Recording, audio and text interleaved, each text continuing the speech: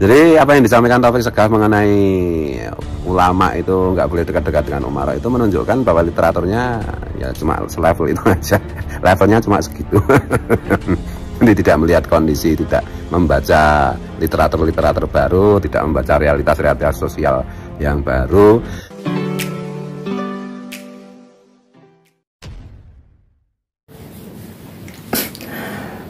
Assalamualaikum warahmatullahi wabarakatuh. Jumpa lagi dengan saya di channel Gagasan Progresif 9, sahabat sebangsa dan setanah di mana saja Anda berada. Kembali kita terus mengikuti update informasi terkait dengan masalah habaib di Indonesia, di mana dalam salah satu ceramah itu Gus Yahya memberikan sebuah sentilan terhadap pernyataan dari Ketua Rabita Alawiyah, ya.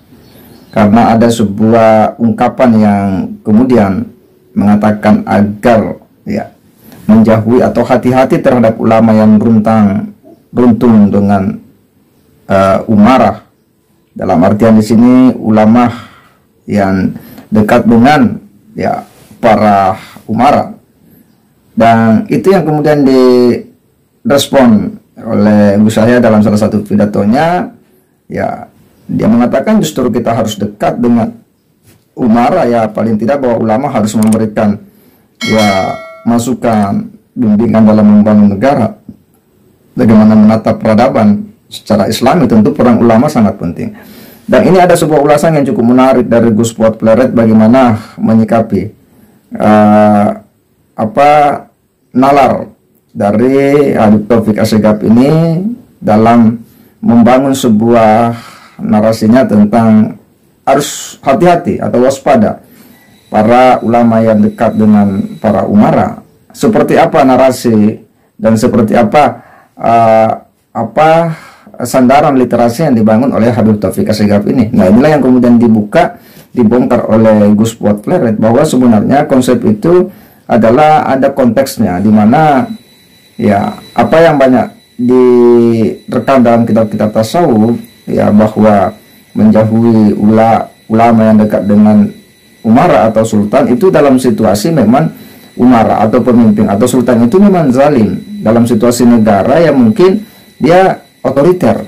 Nah, sekarang kan konteksnya sudah beda. Sekarang kita hidup dalam sebuah negara peradaban dengan konsep demokrasi modern yang sudah sangat terbuka, di mana pemerintah umara ini bisa dikontrol oleh lembaga-lembaga ya tinggi negara, sebutlah DPR, MPR, DPD. Bahkan ruang-ruang demokrasi itu begitu terbuka untuk kemudian ya mengawasi jalannya pengelolaan negara.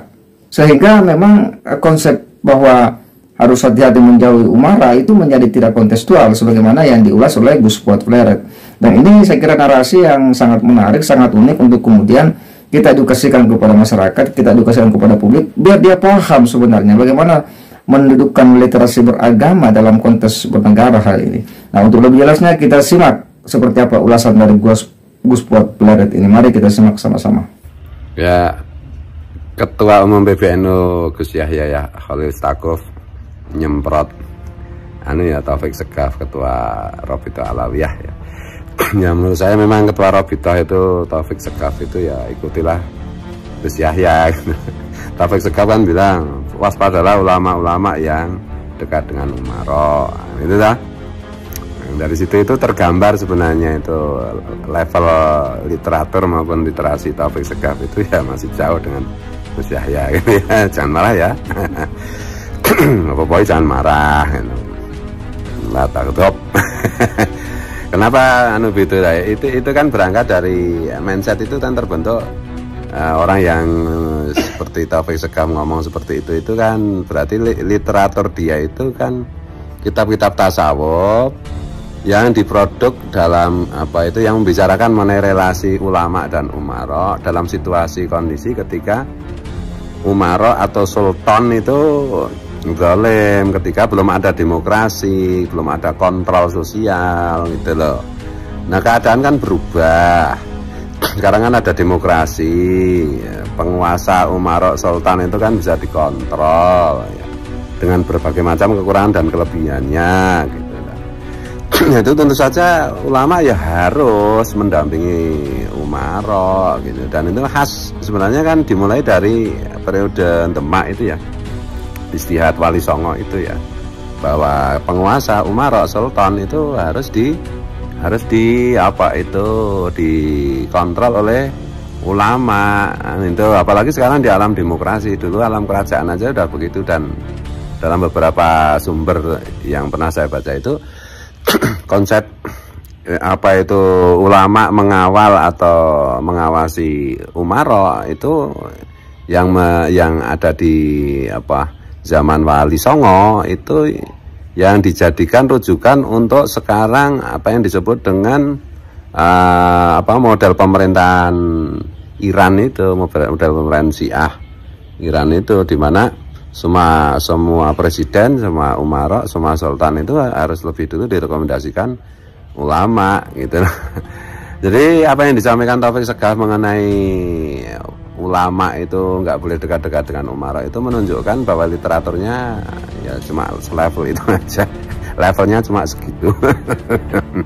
Jadi tidak melihat kondisi, tidak membaca literatur baru, tidak membaca realitas sosial yang baru. Dan kalau kita lebih jauh lagi ya umarok dan ulama itu dalam zaman Rasulullah sampai Khulafaur Rasyidin kan jadi satu. Makanya Gus Yahya bilang, lah gimana kalau umaroknya adalah ulama? Ya, Rasulullah itu umarok sekaligus Rasul, ya. Sayyidina Abu Bakar itu umarok sekaligus sahabat sekaligus. Nah, berarti sahabat Nabi kan tidak hanya ulama tapi lebih dari ulama, bisa dikategorikan ulama juga. Nah, ketika sejarah itu apa itu bandulnya berubah ketika sultan, ketika umarok itu menjadi zalim, menjadi seperti penguasa-penguasa di zaman jahiliyah, maka disitulah muncul teks-teks terutama di kitab-kitab tasawuf, salah satunya misalnya Imam Ghazali mengenai anjuran menjauhi umarok atau sultan atau penguasa. Dan itu kondisinya juga diperparah oleh keadaan kolonialisme itu loh. Kolonialisme apa penjajahan itu. Jadi konteks yang diomongkan Taufik Segaf itu benar ketika keadaannya seperti itu. Sultannya zalim, nggak ada demokrasi. Umarok atau sultan itu zalim, nggak ada demokrasi. Atau sultan atau umaroknya itu adalah kolonial, penjajah. Nah, itu baru tepat. Dan ini seharusnya itu omongannya Taufik Segaf itu yang malah ditujukan kepada Mufti Betawi itu. Mufti Betawi mana bersekongkol kan. Itu fakta sejarah yang tidak bisa dibohongi. Nggak usah ngomong itu strategi macam-macam. Enggak, itu pemerintah VOC atau kolonial Belanda itu jelas penjajah, jelas sultan umarok zalim sezalim-zalimnya. Itu loh. Nah, itu baru berlaku benar. Lah kalau sekarang misalnya itu kan maunya nyindir NU, atau NU dekat-dekat dengan umarok, wajib hukumnya. Lah gimana? Kewajiban mengurusi rakyatnya gimana kalau pemerintah tidak ditemani, tidak diawasi, tidak diarahkan, tidak didekati? Ya nanti yang deketi pihak lain, ya nanti terus itu apa wijinanya dikuasai oleh oligarki. Lah ya, di satu sisi mengelola begitu. Lah kok nggak bikin upaya bagaimana dalam tanda petik itu pemerintah atau penguasa atau umarok itu dikuasai ulama? Kan harusnya begitu dong. Dikuasai dalam tanda petik ya, jangan salah paham juga. Jadi intinya itu kalau saran saya Taufik Segaf itu ya ikuti aja Gus Yahya. Dan Gus Yahya kan udah bilang kalau pengen ketemu umarok ya nanti saya antar kan. Jangan marah loh, apa itu jangan marah, ini kan diskusi, ini debat, jangan sidik-sidik marah. Tapi marah juga nggak apa-apa gitu loh. Kalau mau mempersekusi saya lagi ya nggak apa-apa gitu loh. Tak sikat tenan nek saiki gitu. Nek wingi kan saya itu ora mikir tekan semono, nek kita ajar tenan gitu.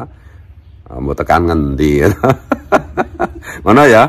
Jadi intinya ini kita saling wata'asau bil haq, wata'asau bis sabr. Nek dadi ulama pakai ubel-ubel gitu itu mbok ya kalau ngomong tuh yang bener dong. Gitu loh, jangan parsial. Ngono loh. Kalau belum disuruh Rasulullah untuk ngomong topik-topik tertentu ya jangan ngomong lah. Nanti mesti jadi blunder ya, caranya pendekatannya kayak gini yo. Kita mau kembali ke zaman Ashabul Kahfi apa piye? Ya tahu yang bener aja lah. Jadi Islam itu kan untuk untuk sampai hari kiamat kan. Makanya rekontekstualisasi itu selalu harus. Makanya Rasulullah bilang setiap 100 tahun ada mustahid, 100 tahun dalam tanda petik, tidak harus 100 tahun beneran. Mustahid yang dimaksud itu juga apa itu tafsir maupun takwilnya itu sophisticated, bukan asal-asalan gitu loh, bukan asal hantam kromo gitu loh. Makanya memang orang itu kalau belum pintar alias bodoh itu kalau ngomong malah ketahuan bodohnya gitu loh, malah ketahuan bodohnya. Maka kalau belum pintar atau bodoh itu ya menurut saya nggak usah bicara lah.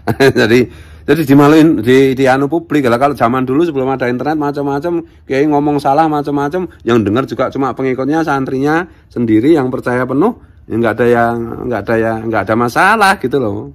Loh sekarang ya bicara di publik, di netizen ya pinter-pinter ya. Netizen Indonesia ini sak dunia terkenal paling kritis, paling top ya. Siapa itu? Tokoh-tokoh Malaysia yang kemarin saya ada di video itu ngomong Indonesia makin cepat makin maju, koruptor-koruptornya pada ketangkap macam-macam karena netizen itu loh. Nah, jadi piye ya. Jadi apa ya? Ngomong-ngomong yang perlu makanya membaca kitab itu nggak cukup, apalagi kitab-kitab produk lama, baca kitab produk lama, produk baru, membaca realitas sosial, membaca antropologi kekinian, realitas sosialnya hari ini bagaimana. Nah kemudian baru gitu loh, baru ada apa ya kesimpulan gitu loh. Nih ngomong-ngomong baru baca kitab itu jauhilah sultan, jauhilah ulama yang dekat-dekat mesra dengan sultan.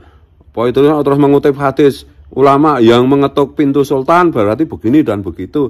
Itu hadis yang menjelaskan seperti itu konteksnya itu sultan yang zalim. Itu loh, sultan yang kejam, sultan yang menjajah. Karena pemerintahannya itu demokrasi yang nggak bisa toh menjajah itu. Gitu? Nggak bisa, apalagi di dalam alam demokrasi itu kekuasaan itu tidak tunggal. Ada legislatif, yudikatif, eksekutif, itu pun misalnya legislatif itu terdiri dari banyak. Itu loh, misalnya kesalahan yang terjadi di satu provinsi, belum tentu itu melibatkan gubernurnya, apalagi menterinya, apalagi presidennya. Itu oknum per oknum, gitu loh. Lah, menjauhi umaro, ya, alasannya yang kayak gitu, yang nggak mutu kayak gitu. Tapi mendekati orang-orang yang mau merusak negara, itu lebih parah lagi itu. Aduh, ikinya dipakai. Apa gitu jenenge? Nek cara cak lontong mikir, ya dah. Jangan marah lo, tapi marah juga nggak apa-apa. Tapi yang penting aku nggak marah.